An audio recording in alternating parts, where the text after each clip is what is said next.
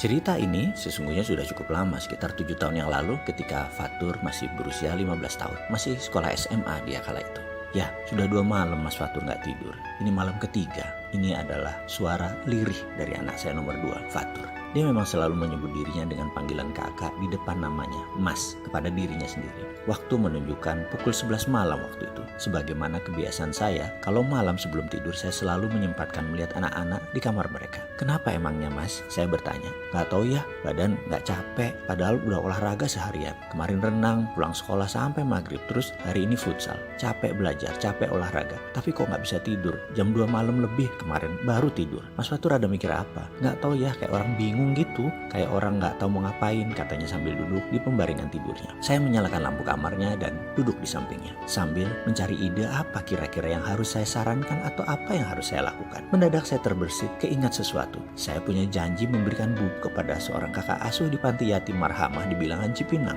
Gini Mas, mau gak nemenin ayah ke yayasan yatim Cipinang sekarang? Dan karena jalanan sudah malam, bagaimana kalau Mas Fatur yang nyetir? Wajahnya berubah semangat. Dia mengangguk cepat sambil mengganti baju segera. Melihat wajahnya berubah semangat, saya juga jadi semangat. Kita berdua langsung jalan menuju panti yatim karena Fatur gak bisa tidur, sekaligus melancarkan nyetir mobilnya, sekaligus memenuhi janji kepada sahabat lama kakak asuh panti tersebut. 1 kali dayung, 2-3 pulau terlampaui. Fatur memundurkan mobil, saya membuka gerbang, dan gang di depan rumah kami yang agak sempit dia lewati dengan lincah. Saya memujinya, wah Mas sudah mahir ya. Oh iya ayah, kan sering latihan pakai mobil teman-teman, katanya GR. Selagi berdua seperti ini memang private moment yang spesial bagi saya. Diskusi banyak hal disempatkan, termasuk menjawab pertanyaan Fatur, apa nggak apa-apa datang malam-malam ke yayasan panti yatim ya. Di sini kesempatan melakukan caddying atau mentoring yang tepat, bukan dengan wejangan namun sebisa mungkin dengan pengalaman. Saya menjawab, Mas Fatur, ayah sudah ngurus panti yatim lebih tua dari umur kamu. Kalau sekarang kamu 15 tahun, ayah kira-kira mengenal, mengelola dan sebisa mungkin membantu, yaitu lebih dari 18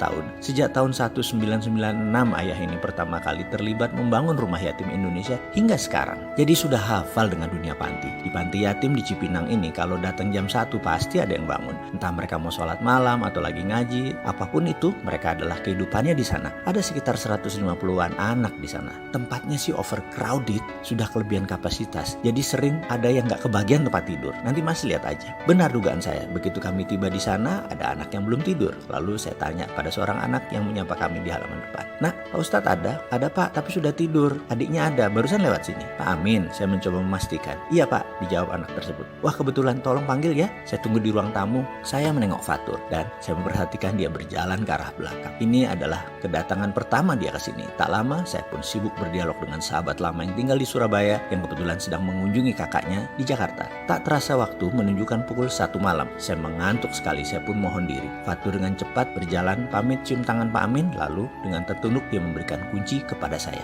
Ayah aja yang nyetir ya, katanya lirih. Saya melirik dengan sudut mata dan raut wajahnya agak lusuh, entah mengapa. Namun saya pura-pura tidak tahu. Mobil bergerak, dia merubuhkan posisi sandaran tempat duduk dan merebahkan dirinya tidur dengan posisi membelakangi saya. Tidur sedikit melingkar. Saya bertanya dalam hati, kenapa ini anak? Malam sepi, hening, jalan mobil melaju cepat. Saya memperhatikan gerakan Fatur sesekali dan mengerti dia sedang menangis atau menahan tangis. Saya jadi penasaran. Saya pun bertanya, kenapa Mas? Tidak dijawab olehnya, dia diam saja. Tak lama kemudian suara parau dia berkata, gak apa-apa ayah, hanya sedih aja. Saya pun tidak meneruskan bertanya. Saya biarkan dia menikmati posisinya, menikmati perasaannya hingga sampai rumah. Dia membuka gerbang dan terus menuju kamarnya. Selesai, saya siap-siap hendak tidur. Saya naik ke kamarnya dan mendapatkan sudah lelap tertidur. Memang biasanya sehabis menangis, tidur memang menjadi cepat dan membuat penasaran adalah mengapa dia menangis. Otoritas orang tua yang kurius pengen tahu, saya tahan sebentar. Saya bersabar. Toh kalau ada waktu dia merasa ingin bicara, dia akan bicara juga. Singkat cerita,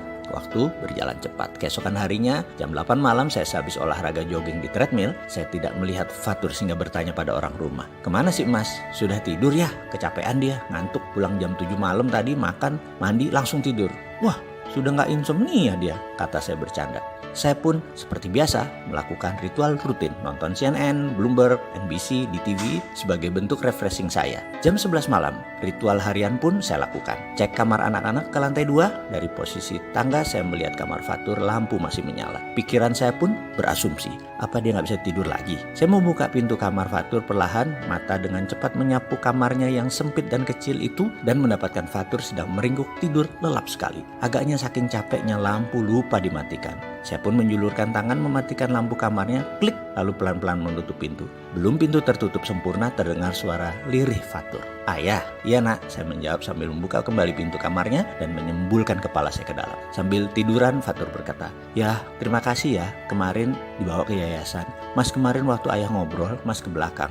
Mas ketemu sama anak-anak panti, mereka lagi gak bisa tidur juga. Kata mereka, kamarnya panas terus banyak nyamuk, kasihan deh ya. Mas sedih melihat kondisi mereka. Lalu mas tanya sama mereka kenapa banyak nyamuk, rupanya kamarnya gak ada kawat nyamuk, sama gak ada kipas angin. Mas jadi sedih banget, padahal cuma masalah kawat nyamuk doang, mereka gak punya dan gak bisa tidur.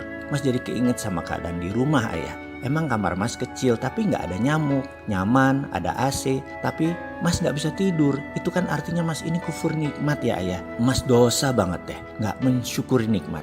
Biar kecil tapi nyaman dan itu mas gak syukuri, mas gak terima kasih, mas gak tahu diri. Sementara anak-anak panti mereka gak ada nyaman-nyamannya. Mas jadi kasihan sama mereka. Karena itu mas kemarin nangis pas pulang dari yayasan. Mas nangis karena sebel sama mas sendiri yang gak tahu diri. Terus kasihan sama anak panti. Kedua perasaan itu bercampur aduk. Jadi mas diem dan nangis ayah. Saya terdiam mendengar ceritanya.